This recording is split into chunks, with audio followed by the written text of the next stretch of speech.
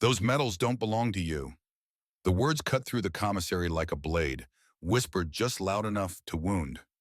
Elena Martinez kept her back straight, her weathered hands steady as she reached for a can of soup. The faded olive jacket hung loose on her frame, its sleeves frayed beyond repair, patches worn to shadows of their former selves. Two young captains stood behind her, their pressed uniforms crisp with morning starch. They thought they were clever, thought their mockery was subtle. They had no idea they were insulting a ghost who had walked through hell and emerged carrying secrets that could topple governments. But Elena said nothing. She never did. The weight of classified operations pressed against her chest like a stone, heavier than any metal they could see or understand. Welcome to Hidden Valor Chronicles, where untold stories of courage finally find their voice. Drop a comment telling us which country you are watching from. Your support keeps these forgotten heroes' stories alive. The morning sun blazed over Camp Davidson with military precision, casting long shadows across the parade ground. Reveille echoed from speakers mounted on telephone poles, mixing with the distant sound of PT formations chanting cadence. American flags whipped in the desert wind, their fabric snapping like rifle shots across the sprawling installation. At 58, Elena moved through this choreographed world like a specter, present but unseen, familiar yet foreign. Her left shoulder rode slightly higher than her right, a permanent reminder of shrapnel that had torn through muscle and bone in a place that didn't exist on any official map. Steel gray hair was pulled back in a severe bun, her expression carved from stone as she'd approached the base exchange. The automatic doors whispered open. Elena adjusted the collar of her jacket, a relic from another lifetime, another identity. The fabric had faded from deep olive to something resembling khaki, the color bleeding out like memories she wasn't allowed to share. She wore it not from pride, but from habit.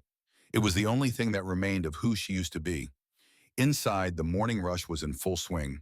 Military families navigated crowded aisles, retirees clustered near the pharmacy counter, and uniformed personnel grabbed coffee and protein bars on their way to duty stations. Elena selected a small basket and consulted her carefully folded shopping list. Every item chosen for maximum value, every dollar stretched to its limit. The VA benefits that should have sustained her remained tangled in bureaucratic webs. Her service record existed in fragments, scattered across databases that officially denied her existence. The injuries were real, the pain constant, but the operations that caused them had been erased from history. Elena paused in the soup aisle, her fingers tracing the labels with practiced efficiency. The surgical scar across her palm, a souvenir from extracting intelligence from a burning compound, caught the fluorescent light as she compared prices. "Did you see the supply manifest for next week's exercise?" The voice belonged to Captain Brooks, his silver bars gleaming as he rounded the corner with his companion. "Not yet, but Johnson says we're short on everything again," Captain Martinez replied, then stopped mid-sentence. His eyes locked onto Elena's jacket, and something shifted in his expression. "Speaking of shortages," Elena continued examining soup cans, though her shoulders tensed almost imperceptibly. After 3 decades of survival, she could read danger in a whisper, threat in a glance. "Rees must have raided her dead husband's closet," Brooks muttered, loud enough to carry. "That thing looks like it survived Desert Storm." "More like Vietnam," Martinez added with a smirk. "Probably picked it up at a yard sale for 50 cents. Elena selected 2 cans and placed them in her basket with deliberate care. The movement caused her jacket to shift, revealing more of the scar tissue that spider-webbed across her wrist. 28 years of physical therapy had restored most function, but the reminder remained, a permanent map of violence written in her flesh. As she reached for pasta on a high shelf, her jacket sleeve rode up. The stretch aggravated her shoulder, sending familiar fire down her arm. The orthopedic surgeon had warned her that full mobility might never return, but Elena had learned to work around limitations long ago. "Think that's from actual service?" Martinez whispered, not quite quietly enough. "Hard to tell these days," Brooks replied. "Remember that fraud last month? Claimed he was special forces, but couldn't even name his MOS." Elena's knuckles whitened as she gripped the pasta box. From her inner pocket, she retrieved her shopping list, and as she did, a photograph slipped partially into view before being quickly tucked away. Only Elena knew it showed 6 operators in desert camouflage, their faces obscured by tactical gear, standing beside a helicopter with tail numbers that had been deliberately obscured before the photo was developed. The captains maintained their casual pursuit through the store, their commentary growing bolder with each aisle. When Elena stopped at the dairy case, a group of sergeants entered, their conversation halting as they noticed the officers. "Morning, sirs," Sergeant Williams offered with a quick salute. "At ease," Brooks replied with a dismissive wave. "Early shopping run?" "Yes, sir. Platoon needed coffee and creamer for the duty roster." Brooks nodded toward Elena, who was examining milk prices with the same careful attention she'd once given to intelligence reports. "What do you think of that vintage fashion statement over there?" Williams glanced at Elena's jacket, taking in the faded fabric and worn patches. He grinned, sensing the direction his superiors wanted the conversation to go. "Very authentic looking, sir, almost convincing." "Almost being the operative word," Brooks said, his voice now carrying across the dairy section. Several other shoppers turned to look, their expressions ranging from amusement to uncomfortable embarrassment. Elena closed the refrigerator door, a carton of milk now in her basket. She turned toward the checkout lanes, her slight limp more pronounced as she changed direction. Long hours on her feet always aggravated the old injuries, though she'd learned to disguise the weakness when necessary. "Classic stolen valor case," Martinez announced, no longer bothering to lower his voice. "Bet she's heading to the VA next to try for disability benefits." He was right about her destination, though wrong about her reasons. Elena's quarterly appeal was scheduled for 11 o'clock, another attempt to have portions of her service record declassified so her medical claims could be processed. 4 previous attempts had ended with apologetic rejections from administrators who couldn't acknowledge operations that officially never happened. As Elena approached the checkout, the cashier, a retired first sergeant judging by his veteran's cap, noticed her jacket. His eyes lingered on the faded area above the left breast pocket where a unit patch had once been clearly visible. Now only the ghost of stitching remained, the embroidery worn away by decades until only those who knew exactly what to look for might recognize the outline. The cashier said nothing, simply scanning Elena's items with professional efficiency. She paid in cash, counting out bills carefully from a worn wallet. "Have a good day, ma'am," he said, handing her the receipt. "You too," Elena replied, her voice slightly hoarse from disuse. They were the first words she'd spoken aloud all morning. With her purchases bagged, I know she in an unofficial way that Elena headed toward customer service. The quarterly VA appeal required her to verify her address, a bureaucratic formality that never seemed to stick in their system. Behind her, she could hear the captains finishing their own shopping, their voices carrying as they discussed weekend plans. The customer service line moved slowly. Elena waited patiently, weight shifted to her left leg to ease pressure on her right. Her mind drifted, carried back 28 years to another desert morning, the air thick with dust and the smell of burning diesel. "Lieutenant Martinez, extraction window is closing," the voice of her team leader echoed across the decades. "We go now, or we don't go at all." The memory dissolved as the representative called. Next, Elena approached the counter where a young woman named Jessica smiled with practiced professionalism. "How can I help you today?" "I need to update my address for base records," Elena said, sliding her ID across the counter. "Of course. Are you active duty or a dependent?" "Veteran. I'll need to see your veteran ID or DD-214, please." Elena had navigated this conversation countless times. "My service records are under special classification. I have authorization from the Department of Defense Records Office." She produced a folder containing official documents that looked impressive but satisfied no one. Jessica examined them with a frown, clearly out of her depth. "I'm sorry, but these don't meet our standard requirements. Let me get my supervisor." Behind her, Elena could hear the captains had finished checking out and were now standing nearby, watching the exchange with obvious interest. "Some people will claim anything for military discounts," Brooks said loud enough for everyone to hear.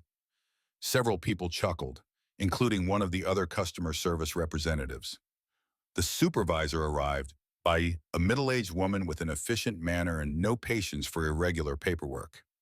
She examined Elena's documents with the expression of someone who had seen every scam in the book. I'm sorry, ma'am, but these documents don't meet our requirements for veteran status verification. We need standard documentation. These are the only documents I'm authorized to carry, Elena explained, her voice remaining level despite the familiar frustration. Then I can't update your information in our system. You'll need to contact the VA directly. The VA sent me here to verify my address before my appointment. The bureaucratic circle was one Elena had walked many times. Her service with Shadow Unit remained classified at a level that prevented normal documentation. Yet the injuries she'd sustained required ongoing medical care.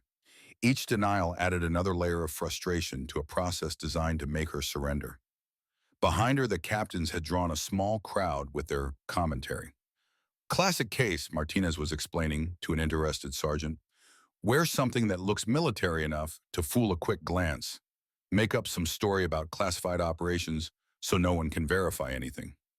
People who do that should face criminal charges, the sergeant agreed, casting a judgmental glance toward Elena. The supervisor handed back Elena's folder. I'm sorry I can't help you. You might try the main administration building. Elena accepted the folder, tucking it into her jacket's inner pocket. As she did, the edge of a challenge coin briefly became visible. Not the mass-produced variety sold in base gift shops, but a rare, specialized design given only to members of units whose existence remained officially denied. Thank you for your time, Elena said quietly. She collected her groceries and turned to leave, finding herself facing the small crowd that had gathered. The expressions ranged from outright mockery from the captains to uncomfortable embarrassment from those who sensed they might be witnessing something they didn't fully understand. Elena straightened her shoulders, decades of military bearing asserting itself automatically. She walked toward the exit, maintaining her dignity despite the whispers that followed her like shadows. The automatic doors began to slide open, revealing bright morning sunlight beyond, and froze. General Patricia Hawthorne stood in the entrance, flanked by two aides, her attention focused on a tablet in her hands. She was a compact woman with silver hair and the bearing of someone who had commanded respect in rooms where nations' fates were decided. I want those intelligence estimates revised by 1400, she was saying to the aide on her left. The secretary needs accurate assessments, not wishful thinking. Yes, ma'am, the aide replied, making notes on his device. Elena automatically stepped aside to let them pass, her civilian instincts taking over. She tucked her grocery bags closer to her body, eyes downcast in the deference that came naturally around high-ranking officers. She had nearly cleared their path when General Hawthorne glanced up from her tablet. Her eyes passed over Elena in the casual security assessment of a career officer. "Oh my sergeant," then stopped cold. The tablet in her hands became irrelevant as her gaze locked onto the barely visible outline above Elena's heart. It was nothing more than a shadow on the fabric now, the embroidery worn away until only the faintest trace remained. But General Hawthorne knew exactly what she was looking at. The general's aides continued walking for 2 steps before realizing their commanding officer had stopped. They turned back, confusion giving way to concern as they observed their general's reaction. Without a word, General Hawthorne handed her tablet to the nearest aide. Then, with precision that came from 4 decades of military service, she snapped to attention and rendered a perfect formal salute. Elena froze, her grocery bag suddenly weightless in her hands. The salute in civilian settings violated protocol. The recognition it represented was unprecedented. The moment stretched endlessly as the general held her salute, unwavering. Around them, conversations died as military personnel noticed the extraordinary scene unfolding. The captains who had been mocking Elena moments earlier stood paralyzed, their expressions shifting from amusement to confusion to dawning horror. With muscle memory that transcended years of civilian life, Elena carefully transferred her grocery bags to her left hand and returned the salute with perfect military precision. Her movements transformed from the cautious motions of an injured woman to the crisp certainty of a soldier. "Lieutenant Martinez," General Hawthorne said, her voice carrying clearly in the sudden silence. "Shadow Unit, Operation Sandstorm." It was statement, question, and verification all at once. 28 years collapsed between them, compressing time until that night in the Syrian desert felt as immediate as yesterday.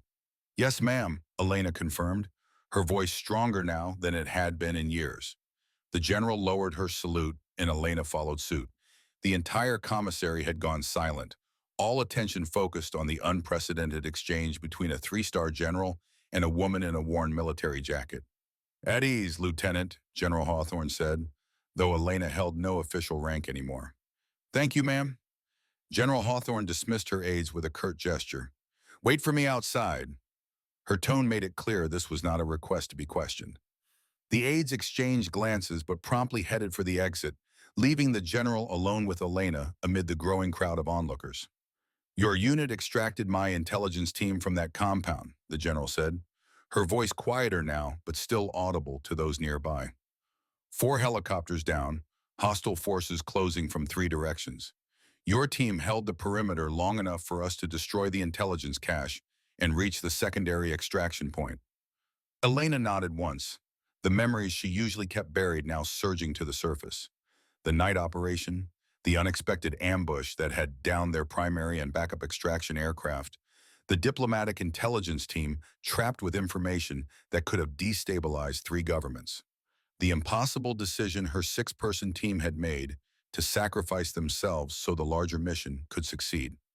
"That insignia," the general continued, gesturing to the faded area on Elena's jacket, "hasn't been authorized for wear since the unit was disbanded. Official records list the extraction as a training exercise with equipment failures." The crowd began to understand they were witnessing something extraordinary, a classified operation being acknowledged in public for perhaps the first time. The captains who had been mocking Elena stood rooted to the spot, their faces draining of color as the implications of their earlier behavior became clear. "How many of your team made it home from that operation, Lieutenant?" the general asked, though her tone suggested she already knew the answer. "2 of us, ma'am," Elena said softly. "I'm the only one left now." General Hawthorne absorbed this information with a slight tightening around her eyes, the only visible sign of emotion. "Would you join me for coffee, Lieutenant?"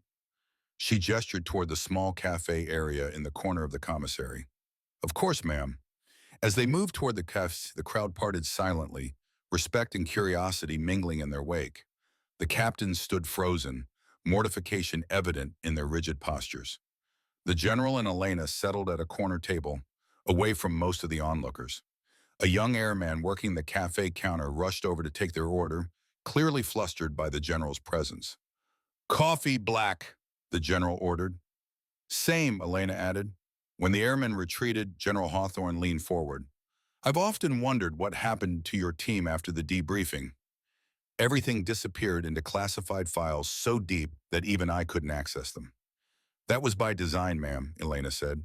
"Shadow Unit operated under compartmentalized protocols. Mission parameters, team composition, even our existence was need-to-know only." "For good reason," the general acknowledged. "That operation prevented intelligence from reaching hostile forces that could have compromised operations across 3 theaters." The airmen returned with their coffee, setting it down with nervous care before retreating. The general waited until they were alone again before continuing. "What brings you to Camp Davidson, Lieutenant? Last intelligence placed you discharged and living in New Mexico." "Medical appeal, ma'am," Elena answered, her professional demeanor masking years of frustration. "I've been trying to get the VA to recognize service-connected injuries without being able to reference the service that connected them." "Catch-22 of the highest order," the general concluded, understanding immediately. "Yes, ma'am, my leg and shoulder were damaged during the sandstorm extraction. The medical records exist, but they're classified at a level the VA administrators can't access." General Hawthorne's expression hardened. "That ends today." She pulled out her phone and dialed with quick, decisive movements. "This is General Hawthorne. I need immediate action on a personnel matter." A pause as she listened. "Yes, that level of clearance. My authorization code is Bravo 7 Charlie 92 Delta." Another pause. "I need everything we have on Shadow Unit declassified immediately, specifically medical records relating to injuries sustained during Operation Sandstorm, 1995. Priority directive." She listened once more. "Yes, I understand the protocols. Override them." "This is a direct order." She ended the call and returned the phone to her pocket, meeting Elena's gaze. Bureaucracy moves slowly, especially when it comes to declassification. But my office will expedite everything possible.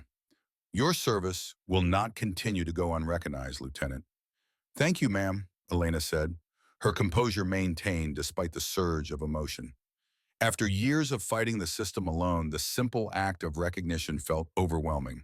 Their conversation was interrupted as the two captains approached the table, their earlier confidence replaced by visible distress. They stopped at a respectful distance, coming to attention.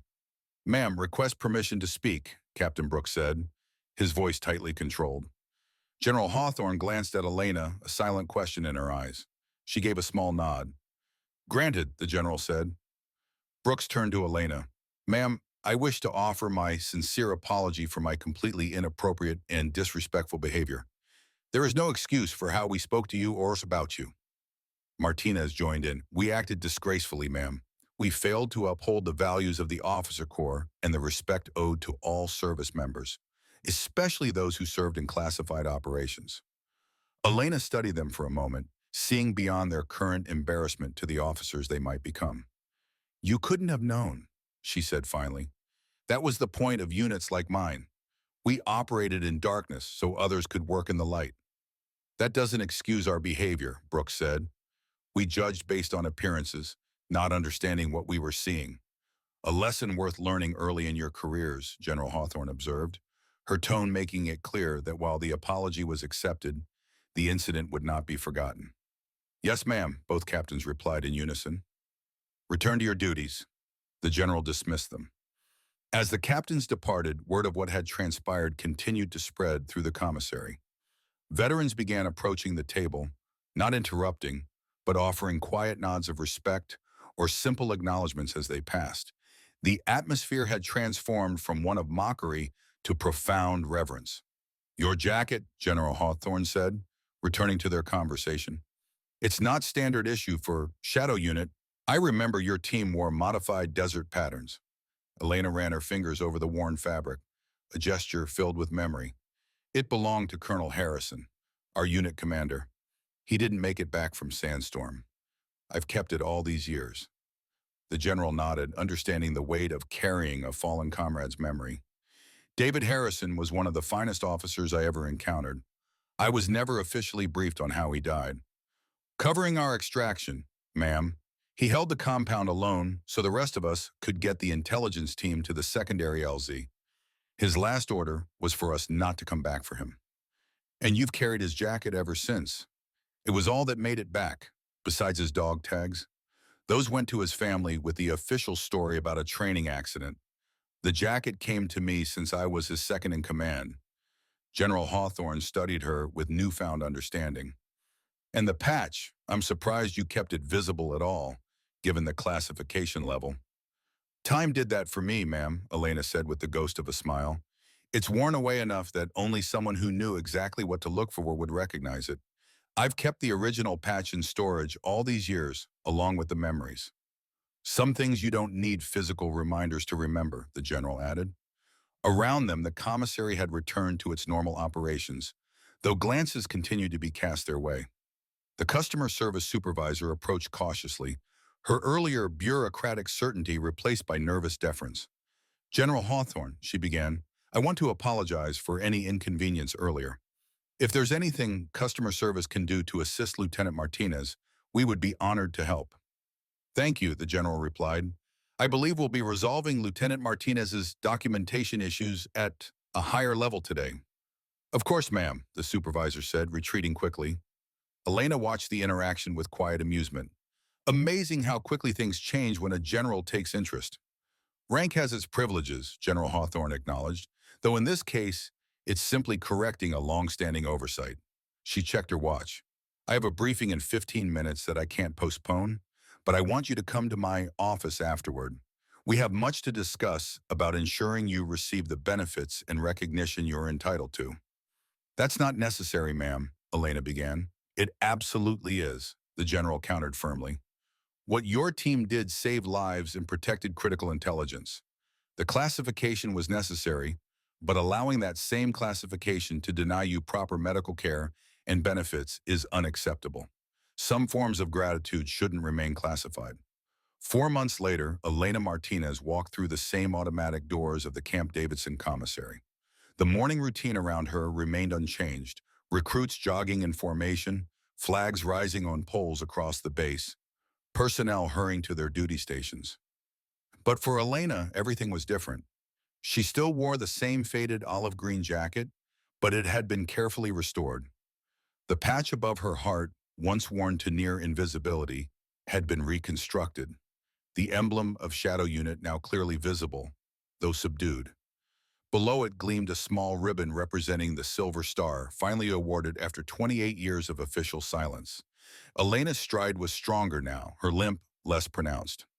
The medical treatment she had been fighting to receive for years had finally begun, courtesy of expedited VA approvals that appeared mysteriously in the system 3 days after her meeting with General Hawthorne.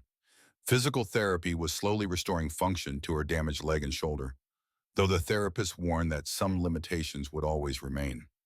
The commissary was busy with the morning rush, but today Elena noticed the difference in how people regarded her.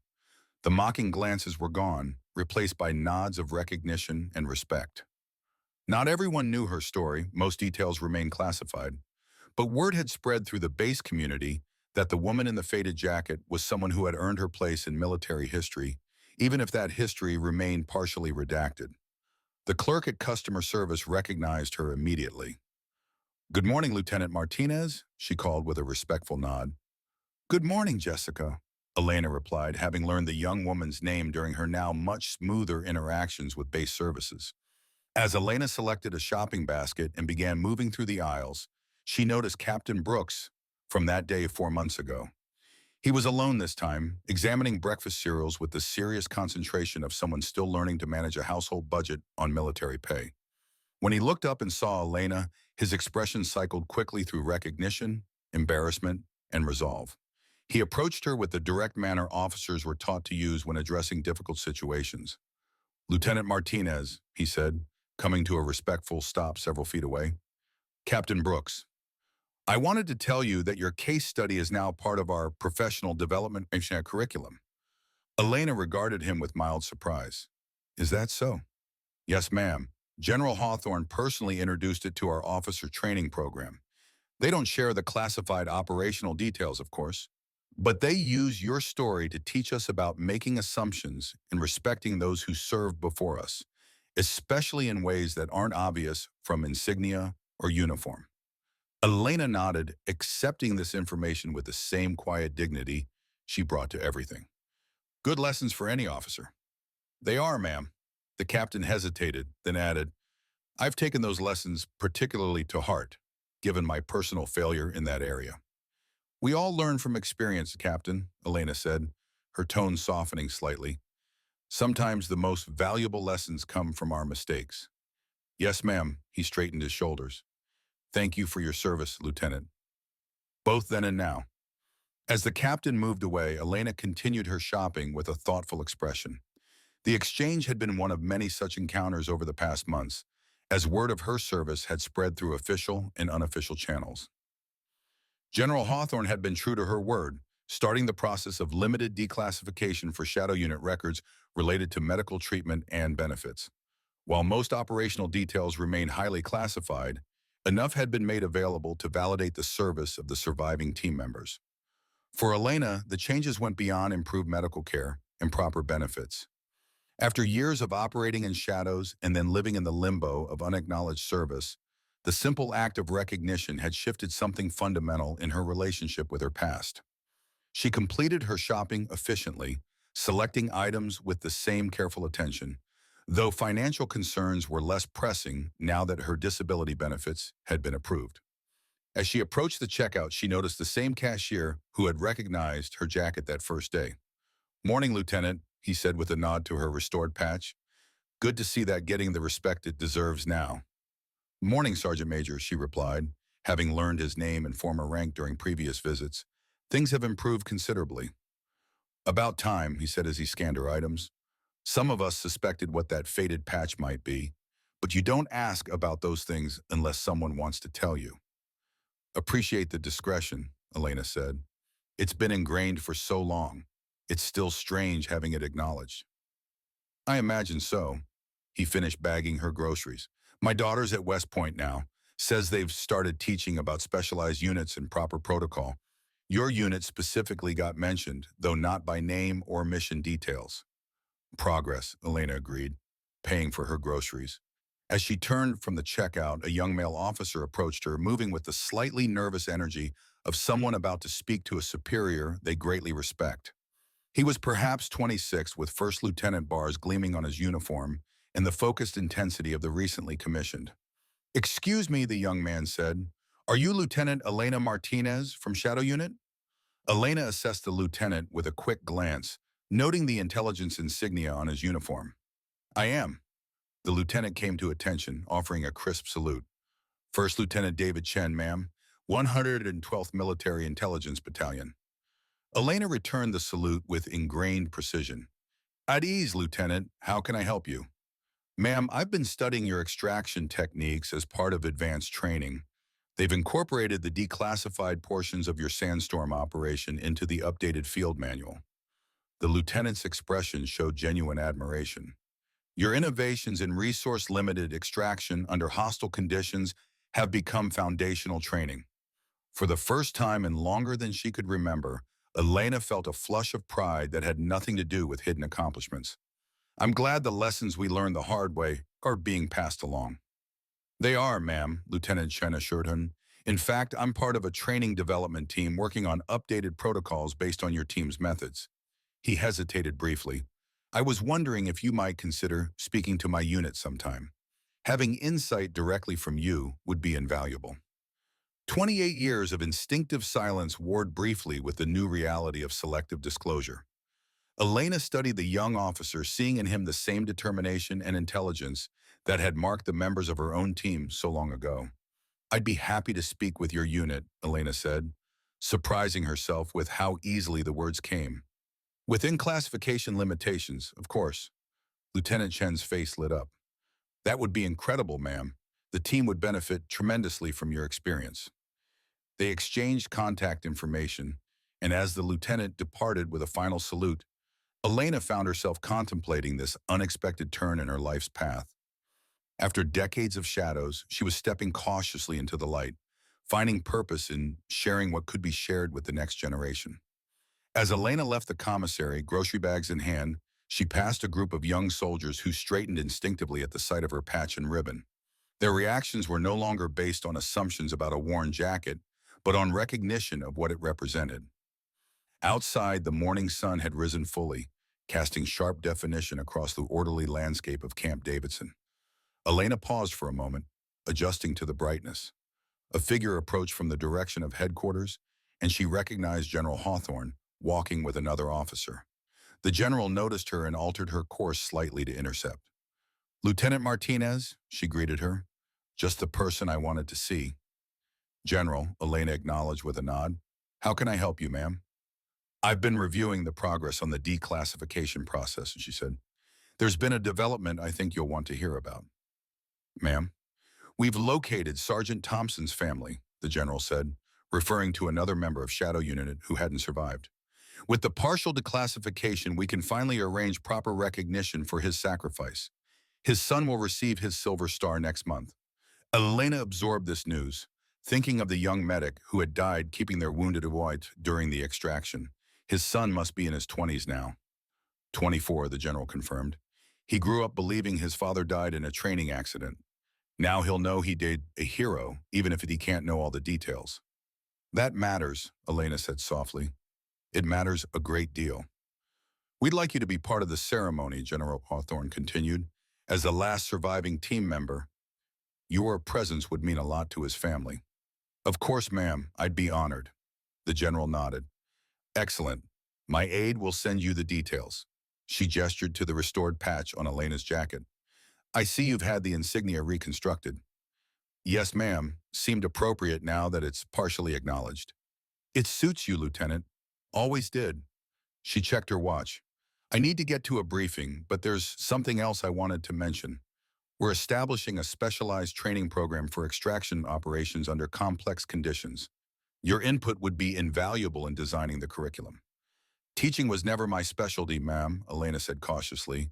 Experience is what we need, Lieutenant. The kind that can't be found in manuals. Think about it. With a final nod, the general continued toward headquarters, leaving Elena to consider this new possibility. As she walked toward her car, Elena's thoughts drifted to the members of her team who hadn't lived to see this day. Colonel Harrison, whose jacket she wore, Sergeant Thompson, whose family would finally learn part of the truth, Corporal Liu and Staff Sergeant Davis, who had made it home but succumbed to injuries and illness in the years since. She had carried their memories alone for so long, the sole custodian of their shared history. Now, at least some of that history would be preserved, acknowledged, and learned from. Not everything. Some aspects of their operations would remain classified for decades to come, but enough that their service and sacrifices would no longer be completely hidden in redacted files and officially non-existent units. Elena reached her car and carefully placed her groceries in the trunk. As she closed it, she caught a glimpse of her reflection in the window.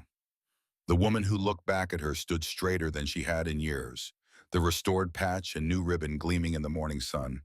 For the first time in decades, Elena Martinez smiled, a genuine expression that reached her eyes. She was no longer invisible, no longer caught between worlds. The classified operations would always be part of her, but they no longer defined the entirety of her existence. She had stepped out of the shadows, not completely into the light, some shadows would always remain, but into a middle ground where her service could be acknowledged, where the next generation could learn from what she and her team had accomplished and sacrificed. As Elena drove away from the commissary, she began mentally preparing for her meeting with Lieutenant Chen's unit.